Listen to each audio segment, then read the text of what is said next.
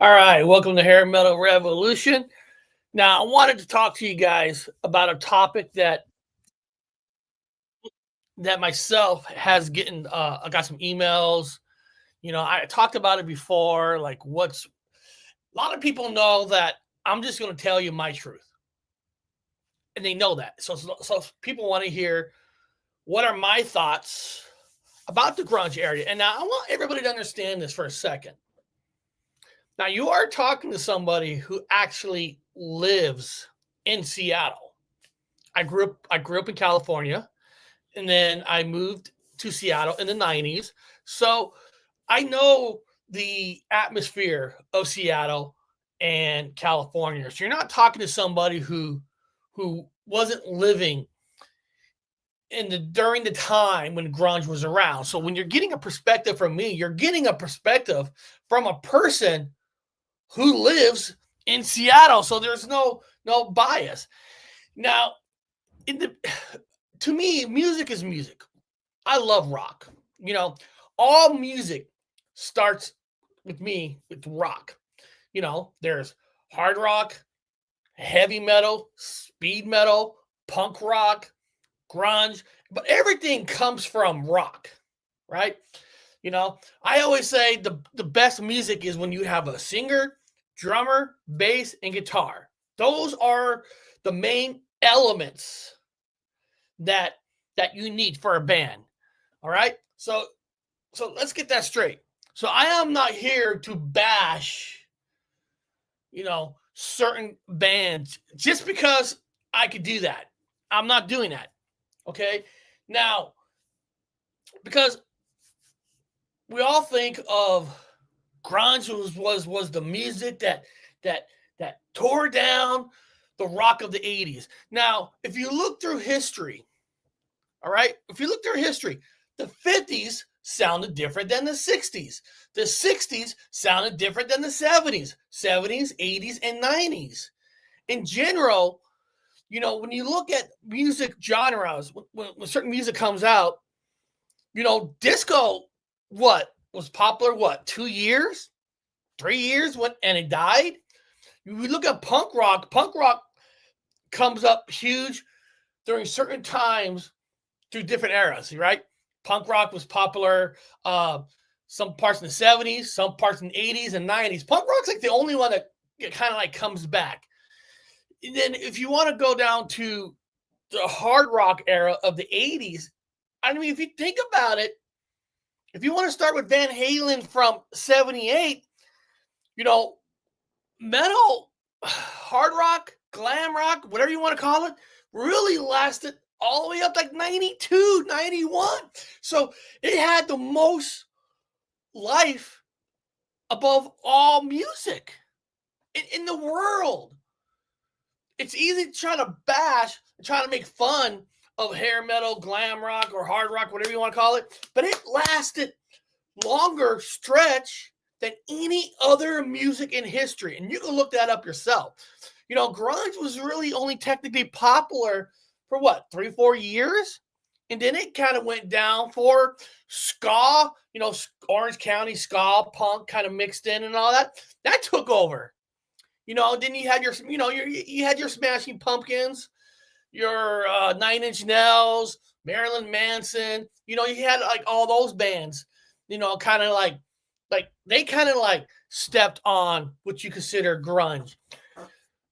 And then if you look at, whenever you think of grunge, you automatically think of Nirvana. Nirvana is the leader of the grunge. And when in reality, Soundgarden and Alice in Chains came out before Nirvana ever did. Queensryche is an interesting band because they were there in the middle of the hair metal days, which Soundgarden kind of got started in 84. And Alice in Chains formed their band in 87. But I think part of the difference why we started to respect Alice in Chains more than these other bands is when Alice in Chains came out, they played with everybody. Alice in Chains played with Poison. They opened up for Poison. They opened up for Van Halen. And the band Alice in Chains never talked crap about anyone. They didn't. Alice in Chains just loved to play. And I think that's why, if you think of the big four, right? The big four, you're talking about Alice in Chains, Soundgarden, Pearl Jam, and Nirvana. Alice in Chains is the band that's most respected out of other musicians because they just played. They love playing. They didn't care who you are. They loved all music, and I think when music, I think the problem that Nirvana, now again, I'm giving you my perspective, my opinion. So you could think whatever you want of my opinion. You might have your own opinion. So I'm giving you my perspective, and you're also getting a perspective from a person who lives in Seattle. Nirvana love to talk shit about everybody. Nirvana even talked crap about Pearl Jam. So Kurt Cobain talks shit about everybody, but that's not unusual. Let's not forget that Metallica, that we all love, talk shit about all the bands they were playing in the 80s. You know what I mean? So bands talk shit. Metallica threw darts at a poster of Winger. So, bands have always talked smacked about other bands of all genres. So let's get that straight. But I think, it's when the music industry, it was really the music industry who turned their backs on the music that made them millions and millions and millions of dollars. They turned their backs on them. One moment they have a record, next moment, hey, we're gonna take your contract, we're gonna tear it up. We're going with the new thing. Because there was room for all music. There really was. But when you have the music industry stop playing all these bands that made them money, a lot of bands didn't have a chance. Now, I know it's easy to blame a lot of the late 80s bands, because some of them weren't talented at all. But, but on the other hand, you had some great late 80s bands like Skid Row and Warrant that knew how to play and sing. But then, you had some easy bands that they look good, they look nice, they look pretty. Get them in the studio. We'll mix all their, we'll mix the album. I don't want to get into individual names of these bands and just put it out there. So they help create the watered down effect of the music, right? So, and one of the things that, listen, if you really want to think about it, if you think about Nirvana Nevermind album, all it was an overproduced punk rock album. It was nothing like brand new. A lot of music was loud. I think Alice in Chains music was the music that was different than most. But Nirvana gets the credit because Kurt Cobain, Mr. Depression, depressing music. But again, what you like is what you like. All right. So, okay, I want to talk about Soundgarden for a second. Nobody here is debating that Chris Cornell could not sing. Chris Cornell was one of the best singers out there. His voice was amazing. But I think the problem that a lot of us had with Chris Cornell was that he made so many comments of putting down not just the bands, the fans of those bands. Like almost was like calling all of us, oh, they're just idiots. Because there's a time when he made a comment that, after a concert, we go back into our locker rooms, or whatever rooms, and we like to open a book. No parties, no drinking, none of that. We open a book. All the other shit is just drugs, rock and kind of painted a picture that all metal and rock is just stupid doing drugs, and which some of us did, but regardless, it was putting down an era that people were having fun. You know what I mean? You get what I'm saying? So Chris Cornell, really crapped on fans, basically saying to be really accepted, to be accepted, you have to sit in your corner in the back. You had to have your book, have your cup of tea, because we're intellectual. And this is something I'm going to tell you something about why I hate those kind of comments, because those are kind of people that doesn't really get it, right? And I'm not trying to put it down or anything like that. I'm not trying to put it down, but life itself. If I'm going to get a little emotional on this, guys, I apologize, but I'm just going to be real. I'm just going to be straight up real with you all. Okay, so living life is difficult. Living life is hard. Bills, rent, your boss, working for a man who doesn't know shit about the job and always yells at you, wondering if you're going to get laid off. Corporations you don't even care about. You don't even know your name. You're just a freaking number. Life itself is freaking hard. You turn on the news. All you see on the news, Republicans versus Democrats. Fight, fight, fight, fight, fight. Israel. I mean, everything around us is shit. Living life is freaking hard. The 80s music was like, is it a party time? Yes, it's a way for you to escape reality for a while. When you go to that concert, you're escaping all that reality, the news, all the crap that you're hearing around you, just for that little bit, a few hours. You're drinking it up, having a good time, doing whatever you got to do, because the very next day, you got to go back to that life. You got to go back to it. So the best thing about the 80s was, yes, it was happy times because you needed that. To me, is what was missing with the 90s, the 00s, music now, that the fun is not there. There's nothing worse. This is my opinion. There's nothing worse when I go to a concert, and this has increased dramatically. You go to a concert, okay, here comes the political talk, here comes the lead singer talking about whatever political beliefs he has, blah, blah, blah, blah. Listen, I pay a fucking ticket because I want to hear the music. I want to get drunk. I want to have a good time. I don't want to hear political shit. I don't care what side of the left or the right. I don't give a shit. I want to have a good time. And I hate it when bands do that political. They did a little bit in the 80s, in some ways do it, but now everything, political talk. I just want to have a fucking good time. I don't want to hear that crap. Please, just give me my $13 can of beer. Some places it's $18. So that's gonna be what are you talking about? That's gonna be an expensive hangover, but you know what I mean? So and I agree with a lot of people but Nirvana, they were real. They were talking about the problems.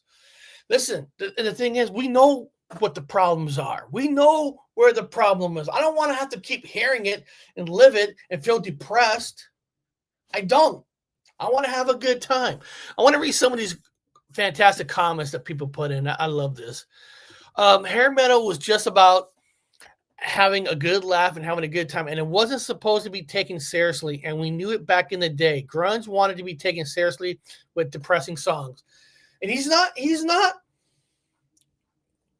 almost correct. Only reason I'm saying he's almost correct because not all songs by the Grunge were all depressing. They had some bright songs, So, but he is almost like, I want you to think about what's going on around you, and when you think about what's going on around you, it's depressive. I'm not saying you're hiding from the fact, but you need those hours of having a good time that keeps you going. And again, and I hate to say this, I'm going to be real. We all know what Kurt Cobain did to himself. I don't have to say it here because I don't want this video get taken down. We all know what he did. And you know what that did? That caused a chain reaction where a lot of people copied what he did. That's sad. If you knew, everybody praises him like he's a fucking god. He's setting a lot of people up there. And I'm just being truthful with you. I'm just being truthful. If you don't like me saying that, that is 100% fact. I know all music and stuff has situations like that. I'm sure there's a few like that in the 80s, but when more people are happy and having a good time, that what happened with Kirk happens less, and that's a fact. All right.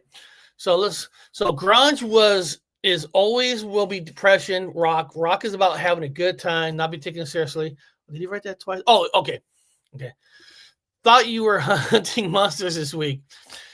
Danny, my boy Danny, we're taking off Friday. We're taking off Friday for that big, huge monster investigation that's going on.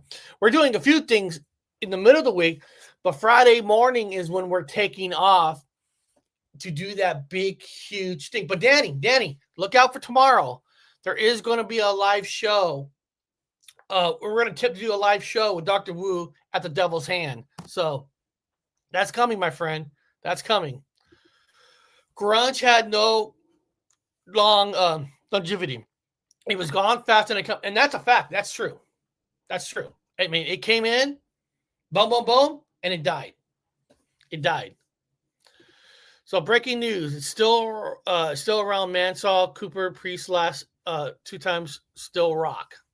Oh, my friend Danny went and saw Alice Cooper and Judas Priest live, and those bands don't use tapes.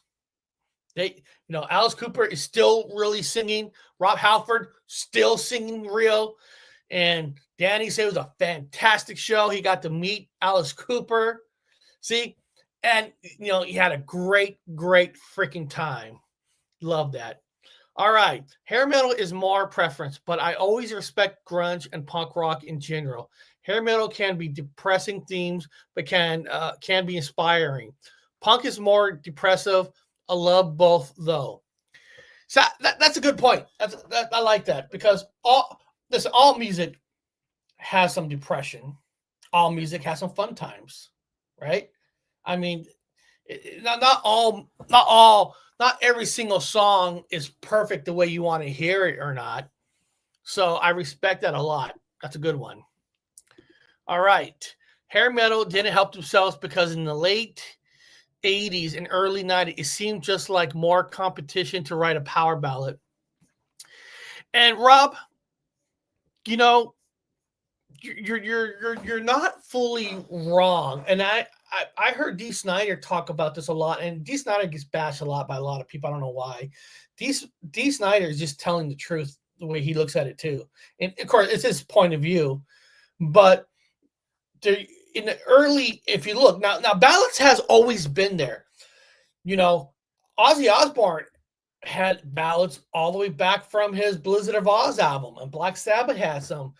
Kiss had ballads back in the day, but there was usually a formula when you put out a ballad. Usually, it's like 2 rock songs, then your third song is the ballad, and then you go back to a rock song. That's usually the pattern. That when a band comes out, you're supposed to have 4 great songs on an album. We want the whole album to be great, but I'm talking about for videos that you want to try to have where you're able to have 4 songs. Let's use Poison for example, and I love Poison.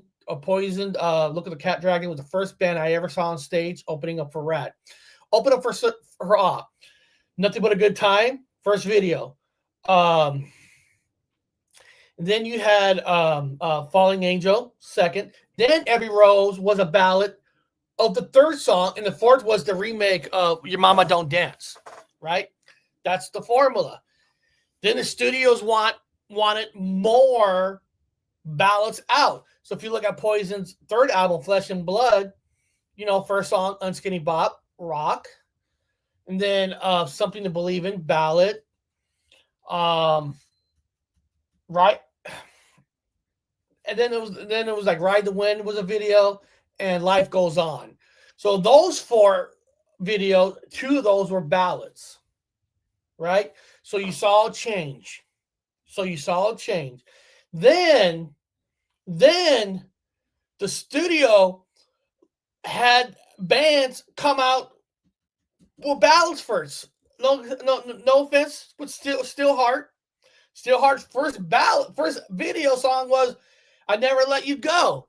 That should have never been the first video. Now some people say Faster Pussycat first single was A House of Pain. Actually wasn't. It was Poison Ivy. Poison Ivy was the first one. A lot of people always get that mistake. But see, Rob was right, because they wanted the ballads in that. I remember Every Mother's Nightmare was another new band, and their first single was Love Makes You Blind. I can't really remember. So I know exactly what Rob's talking about. That, and what was sad is Joe Elliott even said this in one of his shows, that for rock bands to be competitive for radio, to be, promote their album, you have to have a ballad, right? And it's so sad, because if you really think about it, an album should never have at least no more than 2 ballads. I like an album, maybe just 1. You should have no more than 2. But then, some bands come out with 3 and 4. So, because the studio wanted the bands to come right out of the chute with the ballad to make that money. But the problem is, when you reach that height, anything comes after, kind of like drops, right? So, like, if you think of a Poison, open up, say, Nothing But a Good Time, hit. Falling Angel, hit. Every Rose, bam! Up here, Falling Angel. But they had, they built up to it. And it caused their success to stay longer. When you have a band that comes straight out with their ballad already big, everything else can't really compete. And that's just a fact. I'm just giving you my opinion. Again, it almost makes it like the whole out. If your first song is a ballad, then half your album should be ballads, right? Half your album should be ballads. If your album is 80-90% rock, then most of your videos should be rock. It shocks. It shocks me when music. Oh, I got a text from my brother. I gotta let him know. I told him I'm live. I gotta let him know I'm live. I'm live right now. My brother flew up here from California to Seattle because we're gonna be going on a big Bigfoot investigation. I know you're like, I know this is not a Bigfoot channel, but I'm just letting you know. So all right, here we go. Grunge got on my nerves after a while. Just a bunch of sort of complaining. Yeah, and then Kurt Cobain himself started believing in his own hype. He bashed Pearl Jam from the same band, saying they were a put together band. So yeah. Shannon Hunter, excess killed the 80s. You have much of something, it becomes worthless, and that's with anything. Companies were signing bands that were terrible but had the look, if you know what I mean. Yeah, we talked about that earlier, Shannon, that in the later 80s, which there were still solid bands, right? There were still solid bands. I mean, like I said, Skid Row was solid, Wart was solid, but then you have the bands, I hate I don't want to. I don't want to smash down some bands, but then you're just signing anybody almost. You had Tough, Trickster. Well, there was some talent there, but you were just putting them out there to fail in a lot of ways. And I don't want to. Anybody. I hope everybody understands this. I hope everybody understands this. Um, hold on a second. Hold on a second. Hold on a second. Let me look here. Saw Poison and Warrant in San Diego a long time ago. Poison opened up with Ride the Wind. It was impressive. Couldn't believe it. Poison has taken a lot of shit from people. And Poison's that band is easy for people to make fun of. They really were. They were a band. And I always tell them, have you ever saw them live? You don't know what the fuck you're talking about. Poison is a true American rock band that knows how to work that stage, knows how to give you a good time. If you never saw Poison live, then you're never going to get them. You're never going to get them. So, great ballad, Bon Jovi, Silent Night. Again, I talked about this last week on a live show. I respect Bon Jovi, but I was never a huge Bon Jovi fan. And I think their best songs were songs that didn't really have any keyboards on it. I didn't really care so much for that New Jersey sound, that New Jersey keyboards and stuff. No offense against it. No offense. But I never truly cared too much, because Bon Jovi, John has always wanted to be Bruce Springsteen, and that's a fact. I'm not saying anything that nobody wants to know. John wants to be more respected for sounding more like Bruce than respecting the music era that made him who he is. I'm just being honest. I'm just got to be honest. AC/DC never had a ballad, and they're still selling out stadiums.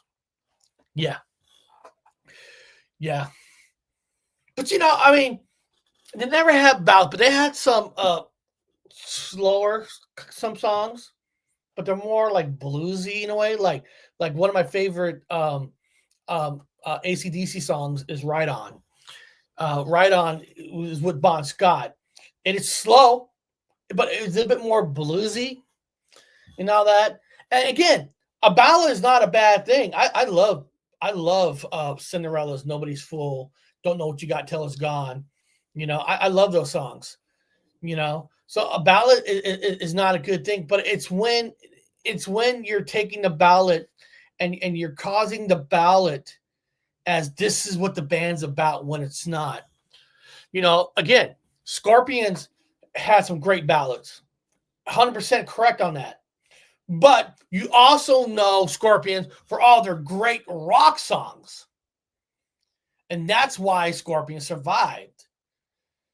Again, I don't want to bash. I'm not trying to put down Steelheart. But honestly, Steelheart was never as big as all these bands. Why? Because the only thing you recognize Steelheart for is "I Never Let You Go." And they had some great rock songs, but because they never really put out the rock songs, the only thing you know Steelheart for is "I Never Let You Go." You don't want that, right?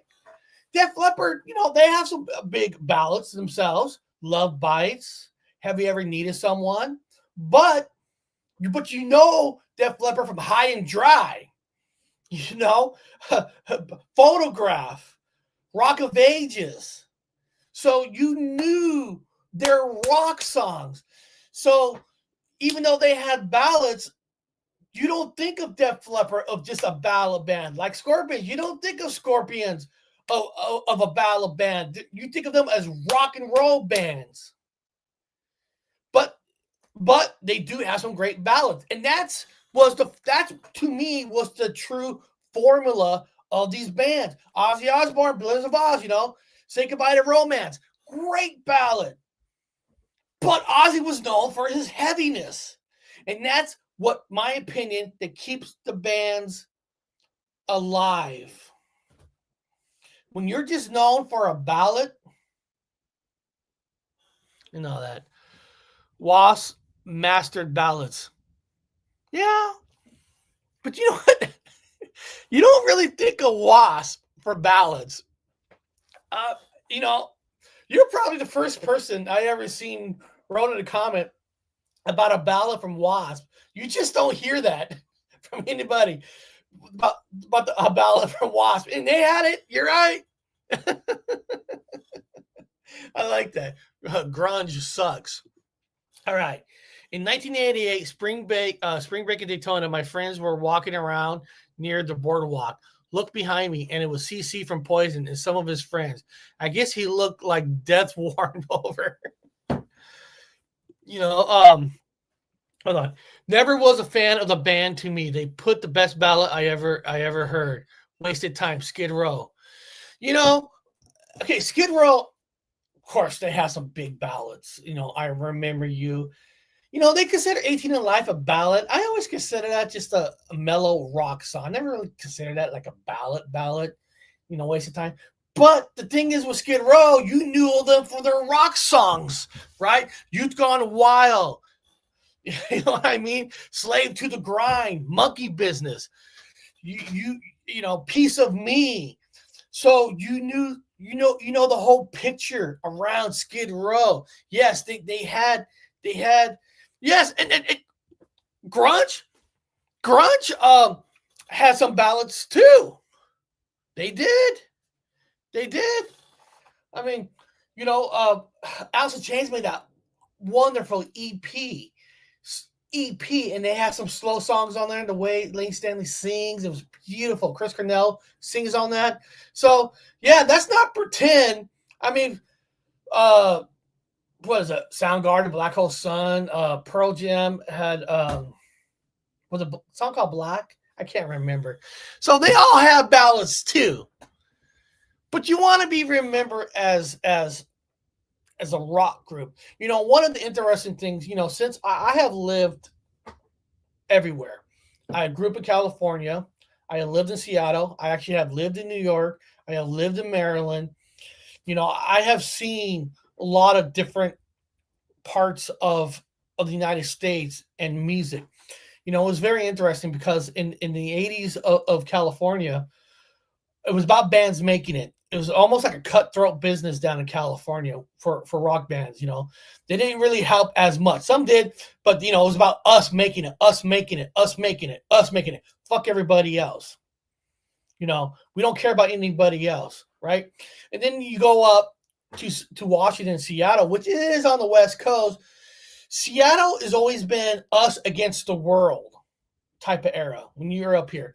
So Seattle bands all shared with each other because they had that us against the world. Because since we're up here on the Northwest, nobody cares. Seattle, what? Washington, what? That's a state?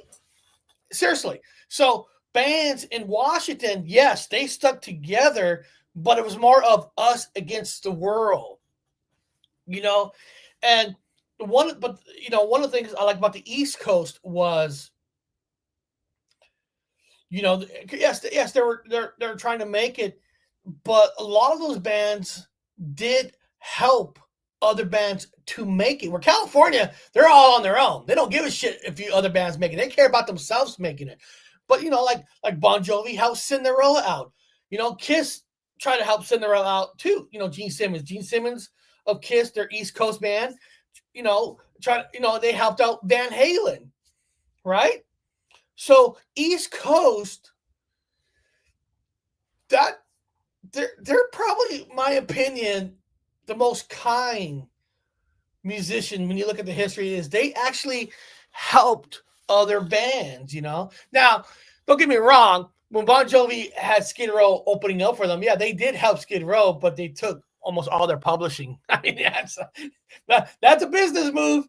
But East Coast bands, they helped a lot of bands. So California was more cutthroat. Washington was us against the world. East Coast doesn't mind helping. And in the South, they just played music. Southern music, they just played. They just have fun playing. You know what I mean? They didn't care. They just played. They'll play here. They play here. They're kind to other bands. They're not. They were like really helping. They just played. You know what I mean, guys? The Southern, we just want to play.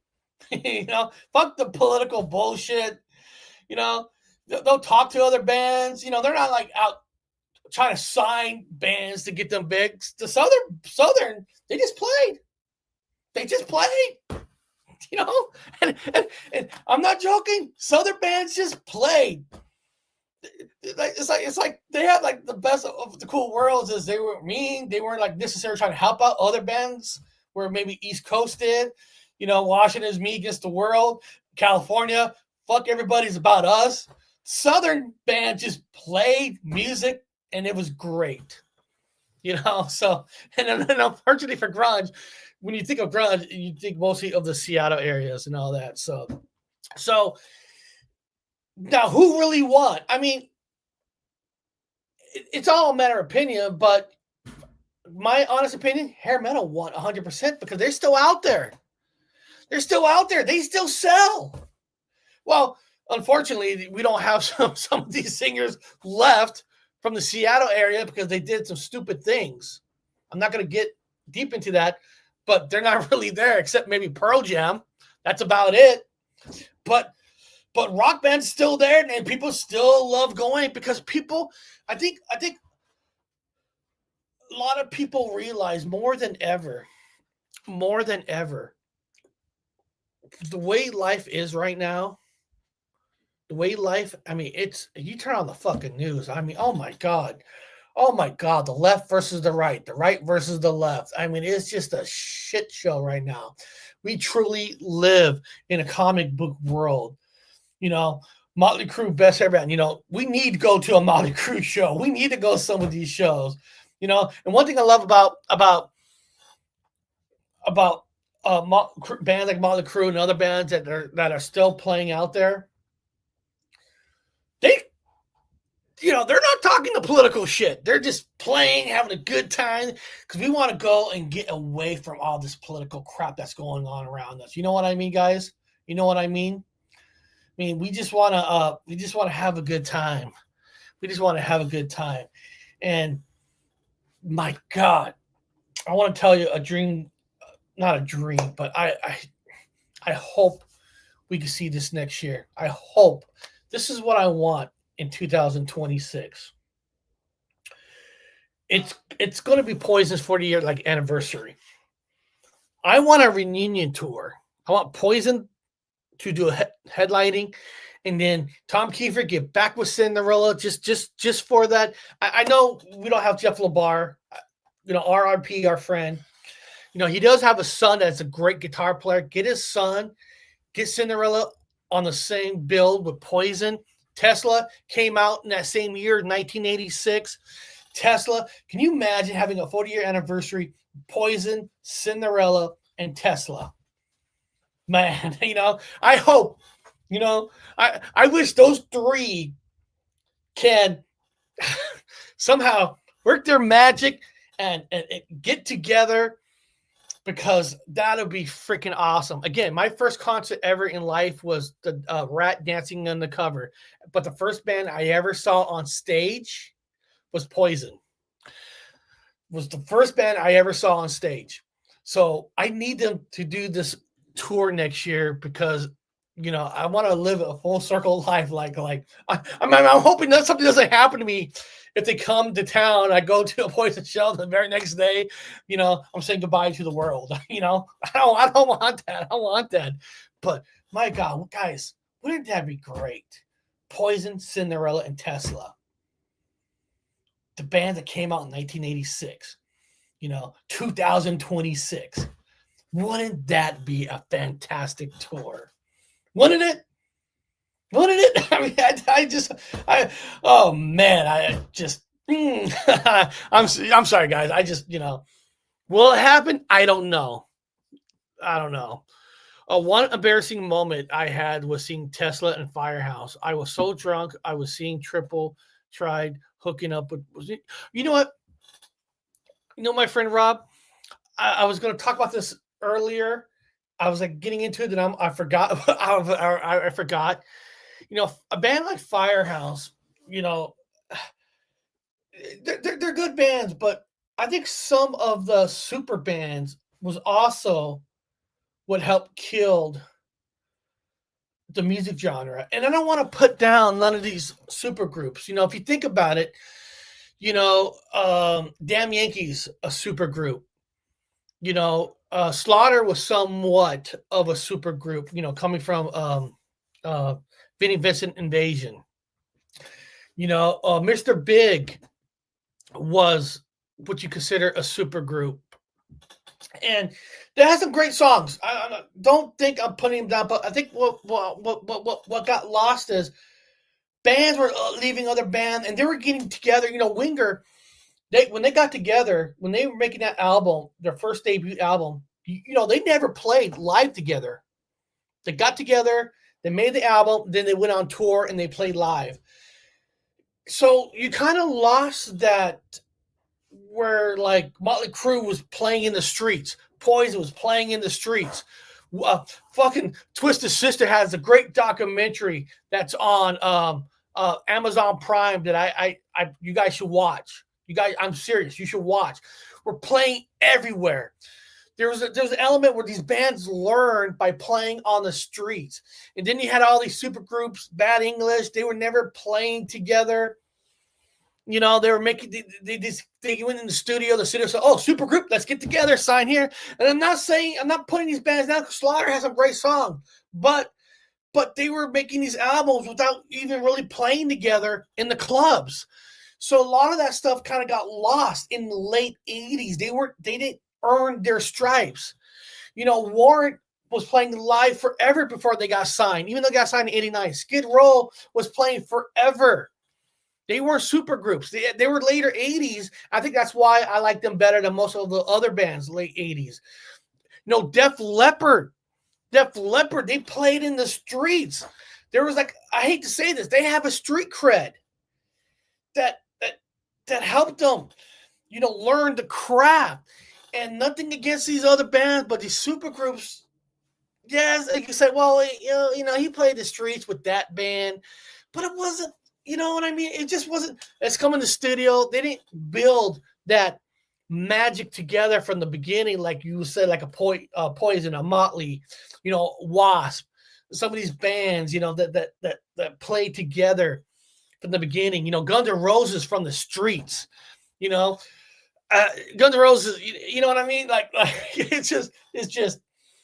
it is what it is. And the funny thing is, and everybody's like, yeah, but Nirvana changed the world. They changed the world. Look at all this. Did they really change the world? I mean, listen, look, okay, listen. Nevermind sold a lot of albums, right? Let's see here. And I'm not gonna let me see here. Where is it? Okay. Yes, they sold 30 million copies. Right. But so did Bob Marley. Metallica sold 31. Well, we all know Michael Jackson, but Led Zeppelin, the Bee Gees sold 40 million. Meatloaf sold 40 million. So could we easily say that Meatloaf changed the world more than Nirvana? They sold more copies off one album. Bad Out of Hell sold 40, over 30. Fleetwood Mac, Shania Twain, Eagles, 42, 40. AC/DC sold over 50. AC/DC sold over 50, people. So if you ask me, AC/DC changed the world way more than Nirvana ever did. Look at the album sales. Yeah, but he had a front. Well, no, you're just being told what the social media or the news was trying to make, making Nirvana bigger than anything else that was ever out there. Nirvana can't even touch the sales of AC/DC. And what? Well, Eric, but that's just sales. Sales is mean how many people bought the album. More people bought the album of AC/DC Back in Black than they ever did with Nevermind. So if those people bought it, they might not be as loud as one fan group, but more people bought AC/DC versus Nirvana. I mean, 50 million to 30 million, 20 million more people. I mean, some people rebought it on both sides. But AC/DC never gets credit of changing the world. They sold way more copies. Why not? Because the crowd aren't that loud. It's because the people who love AC/DC wanted to go have a good time, escape reality, have some great music. Where a lot of people when they saw Nirvana want to also complain about the world because that's what Kurt Cobain did. So it's like, I complain, you all going to complain. So it looks like they changed everything. They didn't change shit. The guy hurt himself, boom, gone. People follow him. That's the kind of person you want to be the spokesperson. Go for it. Bon Scott, Brian Johnson, you speak to us. That's the guys. So, guys, again, I want to thank you for coming to this live show today. And all that. Next week, I'm going to do my best to do another live show, but it's going to be in the mountains of California. I'm driving up to the mountains. I'm leaving Friday from Washington all the way down to California. There's this big, huge mountain investigation that we're going to be doing in the mountains. So my brother said there should be some good phone signal up there. So I'm going to try to do a live show in the middle of the mountains with some true rock and rollers. So stay tuned for next week. I think you guys are going to like that. But beyond that, thank you guys so much for coming today. I hope, again, this was my point of view. You might think I'm full of shit. I might be some truthful on some. That's up to you. But I have to be real on my channel. I have to be real. So beyond that, hair metal wins. It's all music, but for this title, for this show, hair metal wins. Beyond that, I'll see you next time. I'll see you next time.